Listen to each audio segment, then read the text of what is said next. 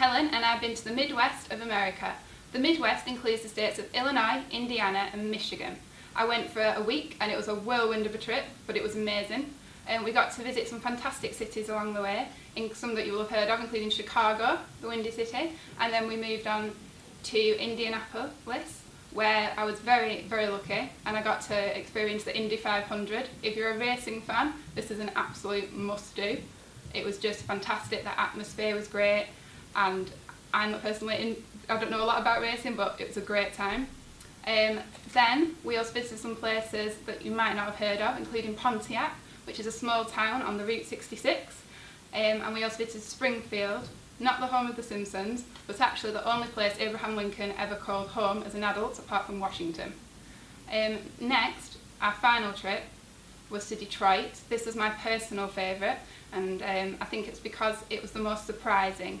For me, I had preconceptions of what Detroit would be, and it just blew me away. So my first tip, if you're going to visit Detroit, would be to take a tour when you get there.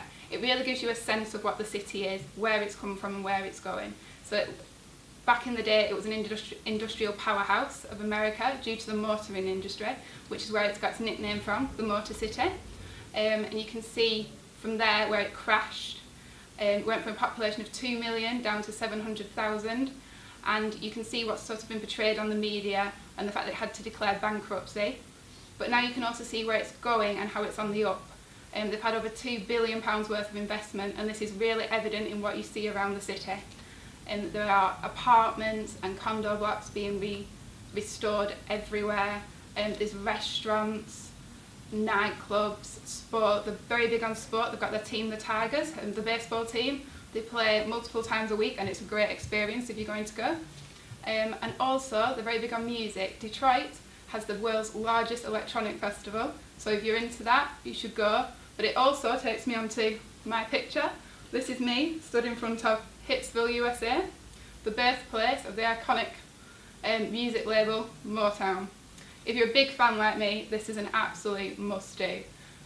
Not only is it's now a museum, but it's also the home of the original studio where the legends like Stevie Wonder, Marvin Gaye, Diana Ross all recorded and practiced their hits. It's a great tour. There's loads of fantastic exhibits, and even if you're not a fan, the amazing staff will infect you with their passion and you'll be up singing and dancing before you know it in the studio. I can't stress just what an amazing experience it was.